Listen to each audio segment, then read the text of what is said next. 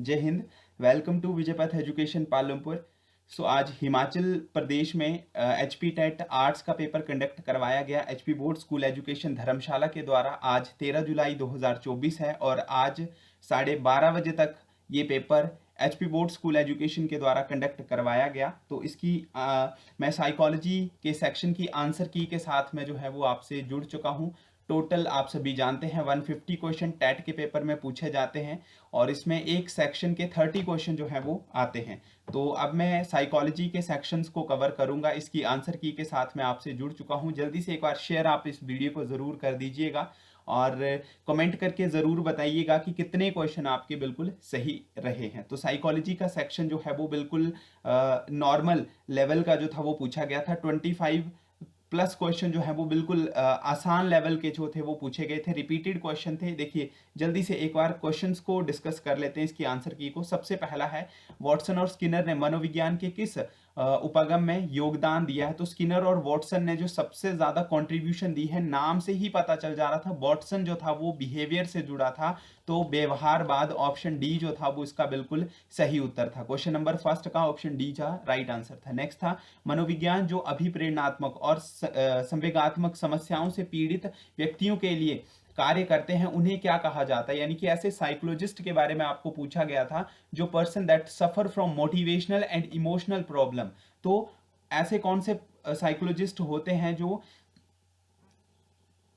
जिन लोगों को मोटिवेशन और इमोशंस की प्रॉब्लम होती है, तो वो क्या करते हैं? तो उनकी वो काउंसलिंग करते हैं। तो ऑप्शन नंबर ए जो था वो इस क्वेश्चन का राइट आंसर यहाँ पे रहेगा। नेक्स्ट क्वेश्चन था, बिल्कुल सिंपल सा क्वेश्चन पूछा गया था। पेड क्लासेस के जो स्टूडेंट थे उनको ये क्वेश्चन कराया गया था। V is equal to F into P into A. ये इक्वेशन जो है वो कर्ट लेविन के द्वारा जो थी वो दी गई थी। उनकी एक थ्योरी है, वहां पे ये फेमस इक्वेशन जो थी वो उनके द्वारा दी गई थी। तो ऑप्शन नंबर ए जो था वो इसका बिल्कुल राइट आंसर था। नेक्स्ट क्वेश्चन है, हम सीरीज ए को यहाँ पे जो है वो डिस्कस कर रहे हैं, आप अपनी सीरीज के अकॉर्डिंग जो है वो इसको चेक कर सकते हैं। नेक्स्ट क्वेश्चन था, if you and your friend measure the length of a table using an identical instrument. अगर आप और एक आपका कोई मित्र मेज की लंबाई को मापते हैं और दोनों एक ही कंक्लूजन के ऊपर अगर आप पहुंचते हैं, तो ये किस चीज का एग्जाम्पल जो है वो हो सकता है? क्वेश्चन फोर्थ का ऑप्शन नंबर ए जो था वो वस्तुनिष्ठा, ऑब्जेक्टिविटी इसका राइट आंसर था। जब भी हम सभी का जो जैसे हम साइंस का कोई एक्सपेरिमेंट करते हैं, हम एक ही कंक्लूजन के ऊपर जब पहुंचते हैं उसको ऑब्जेक्टिविटी कहा जाता है। ऑप्शन ए जो था वो इसका राइट आंसर था। नेक्स्ट क्वेश्चन था, एक प्रयोग में एक स्वतंत्र चर क्या होता है? इंडिपेंडेंट वेरिएबल की बात की गई थी एक एक्सपेरिमेंट में। तो इंडिपेंडेंट वेरिएबल कौन सा होता है? जो एक वेरिएबल दूसरे को क्या करता है? अफेक्ट करता है। ठीक है, एक वेरिएबल जो है वो दूसरे को अफेक्ट करता है। ऑप्शन नंबर सी जो था वो इस क्वेश्चन का राइट आंसर था। नेक्स्ट क्वेश्चन है, बिल्कुल आसान सा क्वेश्चन पूछा गया था। ब्लूम टेक्सोनोमी में भी ये क्वेश्चन काफी बार आता है। कोग्निटिव, अफेक्टिव, साइकोमोटर 3 डोमेन होते हैं। कोग्निटिव हमारे माइंड के साथ जुड़ता है, हमारी इंटेलिजेंसी के साथ जुड़ता है। तो ऑप्शन नंबर ए जो था वो इसका राइट आंसर यहाँ पे रहेगा। काफी बार ये हमने क्लासेस में किया है। नेक्स्ट क्वेश्चन था, development is influenced by an interplay of. तो किस वजह से विकास जो है वो प्रभावित होता है? विकास की यानी कौन सी ऐसी क्रिया जिससे ये प्रभावित होता है? तो चाहे बायोलॉजिकल हो, कॉग्निटिव हो, सोशियो इमोशनल हो, इन तीनों चीजों से जो है वो क्या होता है? ये प्रभावित होता है। तो ऑप्शन नंबर डी, यहाँ पे जितने भी यहाँ पे दिए गए हैं ऑल ऑफ दीज, ये तो ये सभी जो है वो इसके राइट आंसर यहाँ पे रहेंगे। नेक्स्ट है, ये आपका जीन पियाजे की थ्योरी से पूछा गया है। मोस्ट इंपॉर्टेंट टॉपिक रहता है, सेंसरी मोटर की एज कितनी होती है? 0 से लेके 2 साल। ऑप्शन नंबर ए इसका राइट आंसर है। बिल्कुल आसान सा क्वेश्चन पूछा गया था। नेक्स्ट क्वेश्चन पूछा गया था यहाँ पे कि किसने जो है वो 8 स्टेजेस के बारे में बताया। ऐसी 8 स्टेजेस के बारे में किस साइकोलॉजिस्ट के द्वारा बताया गया है? तो उसका नाम क्या था वो आपको यहाँ पे है बताना था। तो एरिक्सन की 8 स्टेजेस जो थी वो हमने पढ़ी थी। ठीक है, और एरिक्सन के साथ साथ जो गैने थे उन्होंने भी एक थ्योरी दी थी, बट ऑप्शन नहीं था। तो एरिक्सन को जो है वो हम यहाँ पे बिल्कुल राइट आंसर जो है वो चूज करेंगे। ऑप्शन बी इसका राइट आंसर रहेगा। नेक्स्ट क्वेश्चन है, क्वेश्चन 10th था, the process of incorporating new experience into exist schemas is known as. ये जीन पियाजे की थ्योरी से पूछा गया है कि जब नए अनुभवों को पहले से विद्यमान स्कीमा में जब हम उसको इंटरप्रेट करते हैं, उसको कनेक्ट करते हैं उस प्रक्रिया को क्या कहा जाता है, तो एसिमिलेशन कहा जाता है। पुरानी प्रक्रिया से नई प्रक्रिया को जब जोड़ा जाता है एसिमिलेशन कहते हैं। ऑप्शन बी, जीन पियाजे से क्वेश्चन पूछा गया था, option B is the right answer. बिल्कुल हवा लेवल का क्वेश्चन है। आईक्यू का फॉर्मूला क्या है, ये क्वेश्चन आपको आना चाहिए। ये इंग्लिश में ही यहाँ पे दिया गया था। एमए और सीए, एमए का मतलब होता है मेंटल एज एंड सीए का मतलब होता है क्रोनोलॉजिकल एज। तो ऑप्शन नंबर ए जो था वो इसका राइट आंसर था। बिल्कुल इजी क्वेश्चन था, ये पूछा गया। नेक्स्ट, गेसॉल्ट प्रिंसिपल हमने काफी बार पढ़ा है, पेड क्लासेस में हर बार ये करवाया गया है कि जो गेसॉल्ट का सिद्धांत है, जिसमें जो गेसॉल्ट में जो थ्योरी थी जिसमें चिंपैंजी का यूज किया गया था, सुल्तान का, तो उसने हमेशा निकटता के सिद्धांत के ऊपर कार्य किया था, प्रिंसिपल ऑफ प्रॉक्सिमिटी। तो ऑप्शन नंबर बी जो है वो यहाँ पे इस क्वेश्चन का बिल्कुल सही आंसर रहेगा। नेक्स्ट क्वेश्चन है question number 13, the process by which we recognise and interpret sensory information. तो उसको क्या कहा जाता है, तो सेंसरी इंफॉर्मेशन को क्या कहते हैं हम, परसेप्शंस कहते हैं। 13 का जो है वो ऑप्शन नंबर बी इस क्वेश्चन का राइट आंसर रहेगा। नेक्स्ट क्वेश्चन है 14। तो देखिए डायरेक्ट क्वेश्चन पूछा गया था, क्लासिकल कंडीशनिंग थ्योरी किसने दी है, जहां पे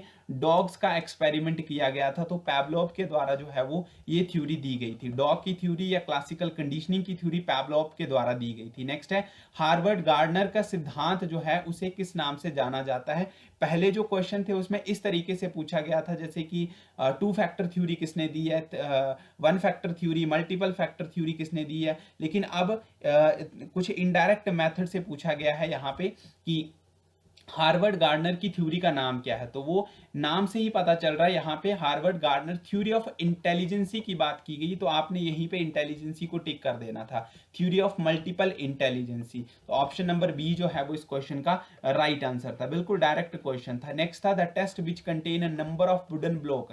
तो ऐसा टेस्ट जिसमें नंबर ऑफ वुडन ब्लॉक का यूज किया जाता है उसे क्या कहते हैं, उसे कोल ब्लॉक डिजाइन टेस्ट कहा जाता है। तो 16th का ऑप्शन नंबर ए जो है वो इसका राइट आंसर रहेगा। नेक्स्ट क्वेश्चन है dash refers to an individual underlying potential for acquiring skill. जो एक व्यक्ति द्वारा कौशल अर्जन करने की संभावना या संभाव्यता को जो है दर्शाता है, उसे क्या कहते हैं। तो जो स्किल्स के साथ जुड़ा हुआ होता है उसे हम क्या कहते हैं। तो यहाँ पे 17 का आंसर एप्टीट्यूड आएगा, ऑप्शन नंबर सी। एप्टीट्यूड आप ध्यान रखेंगे स्किल के साथ जुड़ा है और एटीट्यूड हमारी थिंकिंग के साथ जुड़ा है। दो शब्द हैं एप्टीट्यूड एंड एटीट्यूड, दोनों में डिफरेंस होता है। नेक्स्ट है एक व्यक्ति के रूप में हम हमेशा अपने बारे में कुछ निर्णय लेते हैं, उसे हम क्या कहते हैं।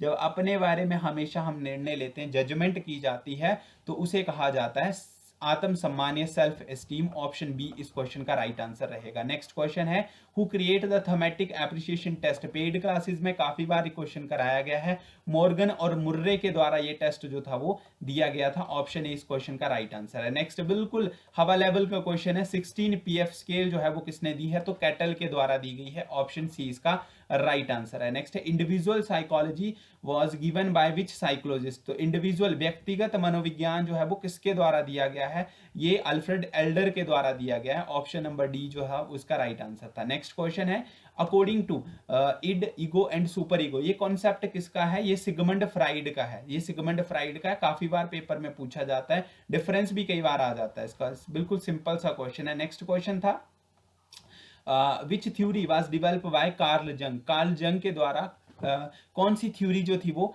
दी गई थी। तो इसमें option number B analytical psychology या विश्लेषणात्मक मनोविज्ञान, ऑप्शन बी जो था वो इसका राइट आंसर था। ये थ्योरी कार्ल जंग के द्वारा दी गई थी। नेक्स्ट था इसमें स्टेटमेंट बेस्ड क्वेश्चन जो थे वो काफी पूछे गए थे एज कंपेयर टू जो हमारे अभी पिछले पेपर हुए हैं, नॉन मेडिकल का है या संस्कृत का है या अदर जो भी एग्जाम एलटी का हुआ अभी, उसमें उतने स्टेटमेंट बेस्ड क्वेश्चन नहीं थे। लेकिन आज के पेपर में लगभग 4-5 क्वेश्चन स्टेटमेंट बेस्ड पूछे गए थे। Nisha shows aggression most of the time in her classroom, often calls her classmate aggressive. यानी कि निशा जो अपनी क्लास में हमेशा गुस्सा करती है, अग्रेसिव नेचर रहते हैं, तो उसके जो दोस्त हैं वो भी क्या कहते हैं कि ये कैसी है, ये हमेशा गुस्सा करती है।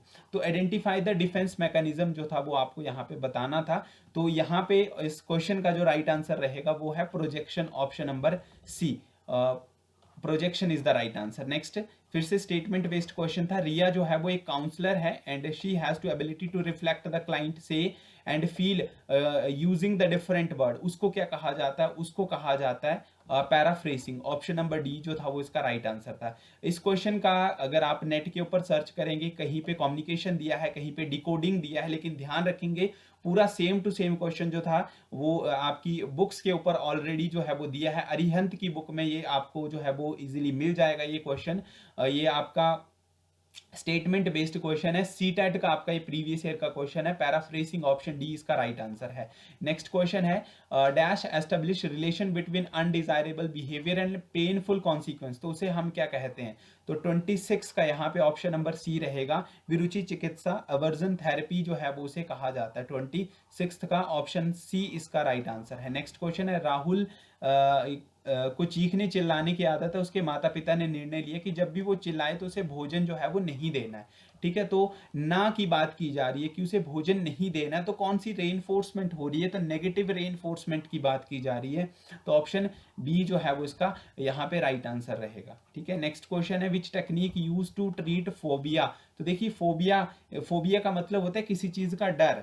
ठीक है, तो डर जब किसी चीज का हो तो उसको हम किससे ठीक कर सकते हैं? अगर किसी चीज का डर अगर हमारे मन के अंदर बैठ जाता तो हमारी माइंड को ही चेंज किया जाता है। तो यहाँ पे नन ऑफ दीज बेसिकली आना था, हमारे कॉग्निटिव बिहेवियर जो थेरेपी है उससे, उस टेक्निक से फोबिया को जो है वो ठीक किया जाता है। नन ऑफ दीज इसका राइट आंसर है। नेक्स्ट है the logical process by which general principle are inferred from particular instance is called, उसे क्या कहा जाता है? उसे जो है वो हम डिडक्टिव रीजनिंग कहते हैं। Option A is the right answer. ठीक है जी, नेक्स्ट क्वेश्चन है यहाँ पे लास्ट क्वेश्चन साइकोलॉजी के सेक्शन का 30, memory process in which newly learn information prevent retrieval of previously stored similar material is called, उसे हम क्या कहते हैं? उसे हम कहते हैं रिट्रोएक्टिव इंटरफेरेंस, पूर्व लक्ष्य अवरोध। ऑप्शन नंबर बी जो है वो यहाँ पे इसका राइट आंसर था। तो जो भी हमने यहाँ पे क्लासेस विजयपथ एजुकेशन के द्वारा प्रोवाइड करवाई गई थी हमारे पेड स्टूडेंट के लिए, एंड जो भी यूट्यूब के ऊपर क्लासेस थी उसमें से लगभग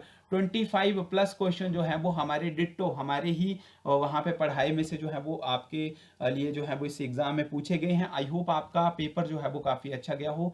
जल्दी ही जीके के सेक्शन की आंसर की मैं अपलोड कर दूंगा, तो एक बार कमेंट आप ज़रूर कीजिए कि कितने क्वेश्चन आपके यहाँ पे सही रहते हैं। ठीक है, ओके, थैंक यू।